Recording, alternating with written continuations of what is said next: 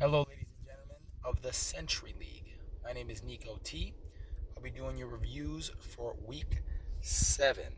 Now, sorry about the quality of this. I'm in my truck. Just got home from work. It's about 4:20 a.m. right now in the morning, and I got a day job I got to go to.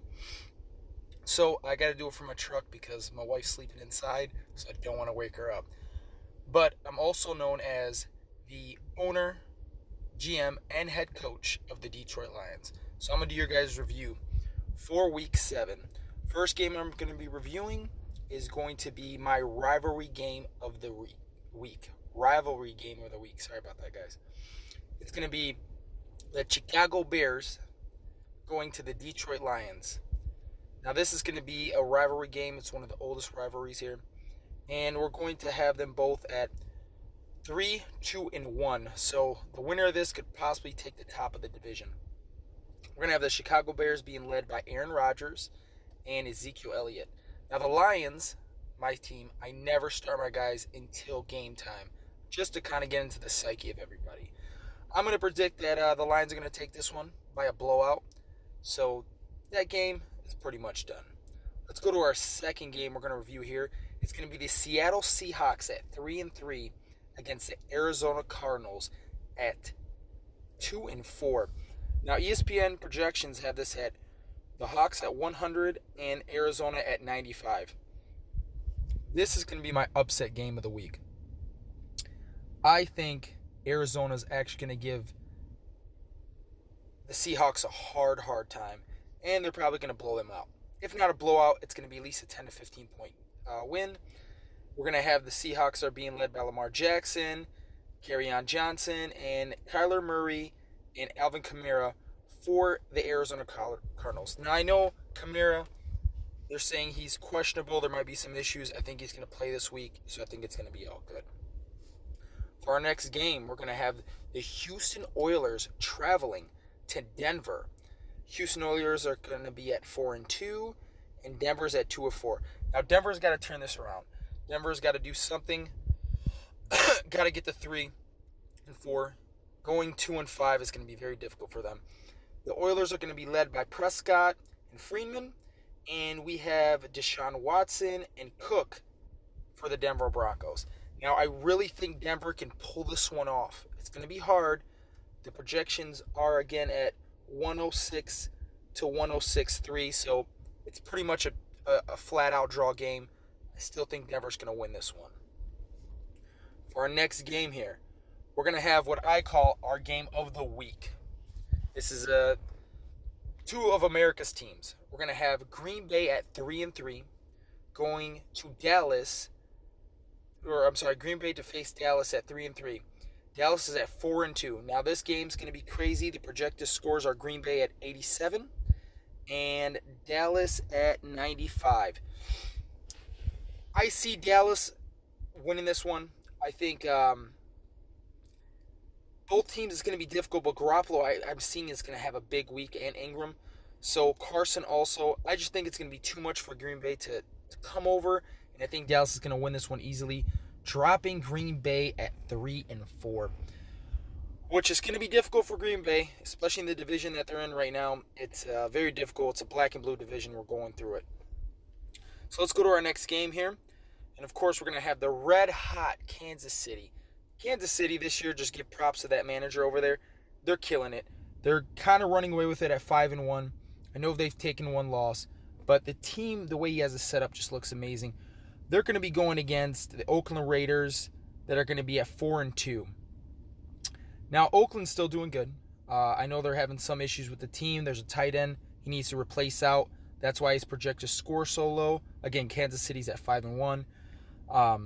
The projected score is 118 for Kansas City and 94 for Oakland Raiders. Now, again, Oakland's record's pretty good at 4-2. This game, the loss for Kansas City, and Oakland could have the same record. The only thing that worries me here is some of the matchups for Oakland. Phillip Rivers does not have a good matchup. James White not either. And I see he hasn't filled in his tight end. So Greg Olson's out. I don't see any backup tight ends here. So that's going to be a difficult one. I think Kansas City pulls away with this one pretty easily. It's not that hard for them to win, which is going to push them to 6-1. Kansas City, I think, is going to start running away with their division and pretty much the lead in the league. Let's go to our next game. We're going to have the LA Rams at 2-4 going against the Pittsburgh Steelers at 2-4. Now, these are two 2-4 teams. They're both going to have to battle this one out. When you're at 2-4 at this point in the season, going 2-5, your season's not lost necessarily. I've seen fantasy teams come back from worse records, but it's pretty much going down the drain, so you have to do something. Let's take a look at who they got leading them. The LA Rams are going to have Andy Dalton and Melvin Gordon leading them, and Fournette. My problem here is I don't trust Melvin Gordon right now. I don't think he's going to have a good game. I don't know what they're doing with Eckler and everything like that, but just watching their games lately, it doesn't seem like Melvin Gordon's he's in the mix, but it doesn't seem like he's getting it in. It doesn't seem like he's flowing with the team yet. I think actually the team's just been doing worse with him on there. I think he kind of messed up the offense. Me, myself, personally, with Joe Flacco and, Brown and Hooper, I think, personally, on this one, I'm going to pick the Pittsburgh Steelers to run away with this one. The projected score is 94 for LA and only 78 for Pittsburgh. I don't think that's going to happen. I think Pittsburgh's going to have I don't think they're going to have a hard day. I think they're going to have an easy day, and they're going to take out the Rams, which is going to push them to 3-4, and it's going to put the Rams down to 2-5, which is going to be pretty difficult for them to climb out of that hole, but it's all up to the divisions. Now, let's go to our second to last game. We have the Baltimore Colts coming in at 1-5. It's really difficult being at 1-5. That's almost the bottom. That's actually the bottom of the barrel right now in our league. But they're going against a New England Patriots team that hasn't performed that good this year either. They're only at 2-4. So it's the same thing I said with the last game here. Now, if Baltimore loses this game and they go to 1-6, their season is pretty much over. It's pretty much done. There's nothing you can do. You're going to play in the loser bowl. New England needs this win to go to 3-4. So basically, they can keep their hopes alive. 3-4, 2-game mix, you're good. You're back up on top. Let's see who's leading the teams. First off, the projection score for Baltimore is going to be 87, and it's going to be 98 for New England. Now, Baltimore's got Patrick Mahomes on Thursday. I never like to bet on guys on Thursday. Patrick Mahomes had some issues there with his ankle, and he hasn't been the same the last 2 weeks. He did get Tyreek Hill back, and Tyreek Hill did score that touchdown, but he still just does not look the same. I think next week Patrick Mahomes will do better when he has about, I think it's 10 days to rest, because they play on Monday, I think. Or no, they play on Thursday this time, so 10 days to rest. And they also have Metcalf and Ridley. Yeah, I don't think this is a good matchup for Baltimore. I think Baltimore's team's not actually that bad. It's a bad matchup this week. I see the Patriots running away with it. And Baltimore dropping down to 1-6, and the New England saving their season here a little bit, keeping themselves in the mix at 3-4. So, let's go to our next game, our last game. Our last game is going to be Cleveland at 3-3 against the New York Giants. New York Giants, football Giants, should I say, at 3-3. So 2 3-3 teams. This looks like it's going to be a good matchup, actually. I wanted to make this one of the matchups game of the week, but then when I looked at the matchups some of the players had from Cleveland, they don't have some good matchups, so that's probably why the ESPN projected score is 80 for Cleveland and 114 for the New York Giants. New York football Giants. So we have Sam Darnold, Matt Breida, and Cooks. Again, Cooks, to me, just not having a good season. He's not doing it. I don't know what's going on over there with that offense. Goff is definitely not what we saw of him last year. So that's a downplay there for Cleveland. Breida, I think, is a good play. I don't think I'm saying that right, but Breida is a good play. Sam Darnold's another one. He's on Monday. That's fine. They're playing against New England. That defense for New England is just brutal. Brutal, especially on a guy like Sam Darnold, who's only in year 2.